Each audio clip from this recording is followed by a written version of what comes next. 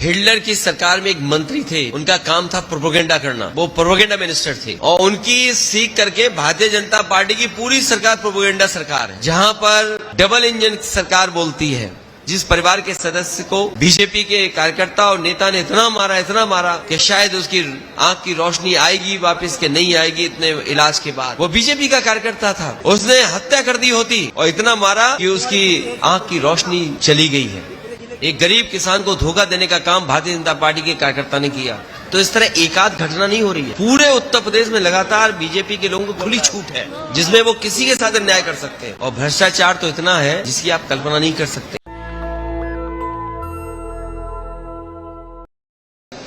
उत्तर प्रदेश की सरकार जहां पर डबल इंजन सरकार बोलती है, आज महंगाई चरम सीमा पर है, बेरोजगारी चरम सीमा पर है और अन्याय भी हम लोगों ने देखा है वो चरम सीमा पर है। अगर मैं हरदोई की घटनाओं का ही अगर पढ़ूं, एक बहुत मोटी फाइल है हमारे पास कि हरदोई में कितनी घटनाएं हुई हैं, कभी बेटियों के साथ, कभी महिलाओं के साथ, कभी लूट की घटना, कभी किसी तरह की हत्या जिसमें न्याय नहीं मिल पा रहा है लोगों को। और अभी हाल में आपने देवरिया जैसी घटना देखी, जहां पर सरकार की नाकामी की वजह से इतनी बड़ी घटना हो गई। सरकार के अधिकारी और सरकार के लोग अगर समय पर एक्शन लेते और जिम्मेदार अधिकारी अगर जिम्मेदारी से काम करते तो शायद देवरिया ऐसी घटना उत्तर प्रदेश में नहीं होती। केवल देवरिया ही नहीं, हम लगातार देख रहे हैं कि पूरे उत्तर प्रदेश में भारतीय जनता पार्टी के कार्यकर्ताओं को खुली छूट दी हुई है। आज जो वीडियो वायरल हो रहा है सुबह सीतापुर का, वहां पर बीजेपी का नेता, बीजेपी की सरकार के जिम्मेदार पद पे होने के बाद उनके परिवार के लोग किस तरीके से किसी को पीट रहे हैं सड़क पर। क्या ये भारतीय जनता पार्टी की नई जीरो टॉलरेंस पॉलिसी है? क्या बीजेपी के कार्यकर्ताओं को पूरी आजादी है कि किसी के साथ अन्याय कर सकते हैं? कानपुर में मैं उस परिवार से मिला जिस परिवार के सदस्य को बीजेपी के कार्यकर्ता और नेता ने इतना मारा कि शायद उसकी आंख की रोशनी आएगी वापस के नहीं आएगी इतने इलाज के बाद। वो बीजेपी का कार्यकर्ता था, उसने हत्या कर दी होती और इतना मारा कि उसकी आंख की रोशनी चली गई है। वहीं कानपुर में एक गरीब किसान को धोखा देने का काम भारतीय जनता पार्टी के कार्यकर्ता ने किया। उससे जमीन लिखा ली, बाजार भाव तो 20 करोड़ से ज्यादा है, लेकिन 6 करोड़ का उसको चेक दिया। किसान को लगा कि 6 करोड़ हमारे लिए बहुत है और उसके बाद जमीन लिखा ली गई, रजिस्ट्री हो गई। बाद में उस बीजेपी के नेता कार्यकर्ता ने उस किसान से कहा कि चेक में कुछ गलती हो गई है, चेक मुझे वापस कर दो। वो किसान समझ नहीं पाया बात को, उसने चेक वापस कर दिया। बीजेपी के नेता ने चेक फाड़ दिया। सोचिए, वो अपने पैसे मांगने गया, बीजेपी के नेताओं ने भगा दिया, मजबूरी में उसने आत्महत्या कर ली। तो इस तरह एकाध घटना नहीं हो रही है।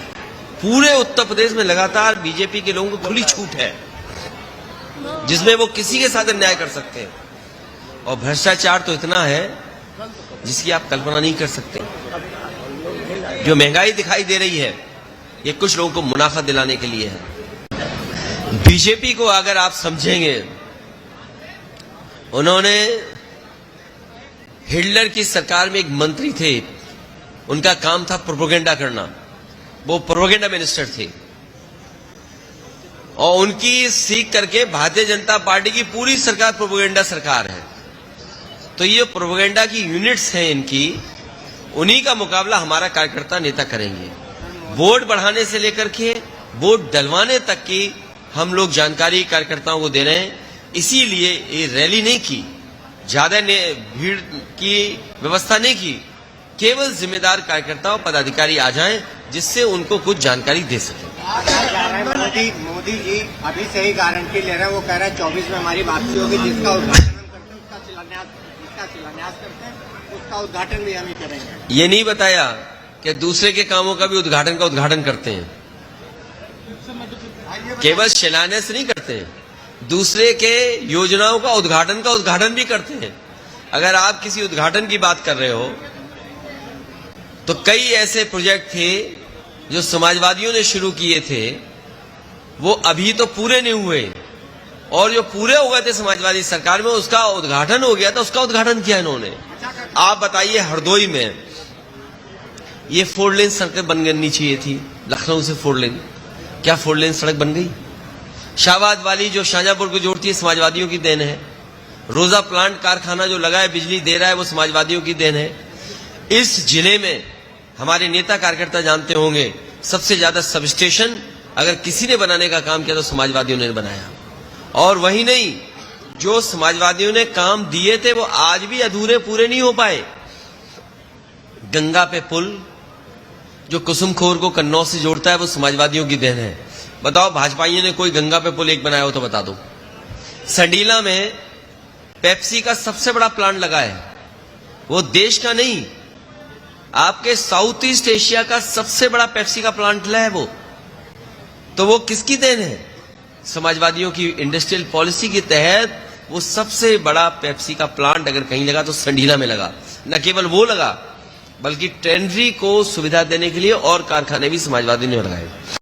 साथ ही में हरदोई के लोगों ने जो ऐतिहासिक कार्यक्रम कराया है, और ऐतिहासिक कार्यक्रम के साथ साथ आज जो सिक्कों से और चांदी के सिक्कों से जो तोला है, उसके लिए मैं उनको धन्यवाद देता हूं, क्योंकि जहां पार्टी को चुनाव में जाना है, वहीं इसी तरह का अगर सहयोग पहले मिलता था, याद होगा पत्रकार साथियों को, पहले पार्टी के सहयोग के लिए, पार्टी को चंदा देने के लिए नेताओं को तौला जाता था, उनके कार्यकर्ता उन्हें उस हिसाब से मदद किया करते थे। ये पुरानी परंपरा हरदोई के संगठन के लोगों ने शुरू की, मैं उनको बहुत बहुत धन्यवाद और बधाई देता हूं। जहां तक चुनाव का सवाल है, ये शिविर लगातार समाजवादी पार्टी के चल रहे हैं।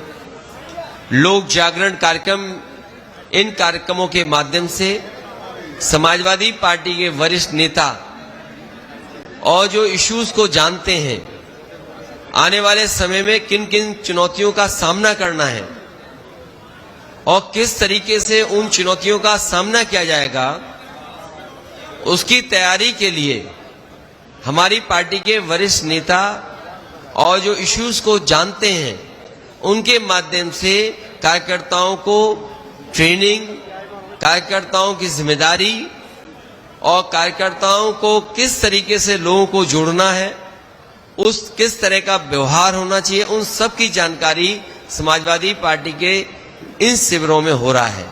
मुझे उम्मीद है कि 24 के चुनाव में हरदोई से परिणाम अलग होंगे और इस बार समाजवादी पार्टी के ऐतिहासिक जीत होगी हरदोई से, और हरदोई के ही जिले में जो और दूसरी लोकसभा आती है मिश्रिक, उसमें भी। नेशनल दस्तक की आपसे गुजारिश है कि अगर इसको बचाना चाहते हैं तो नेशनल दस्तक को सब्सक्राइब करने के लिए रेड कलर के सब्सक्राइब बटन को दबाएं, फिर बेल आइकन की घंटी दबाएं। नेशनल दस्तक को बचाने के लिए बहुत जरूरी है कि हर खबर को शेयर करें, लाइक करें, कमेंट जरूर करें।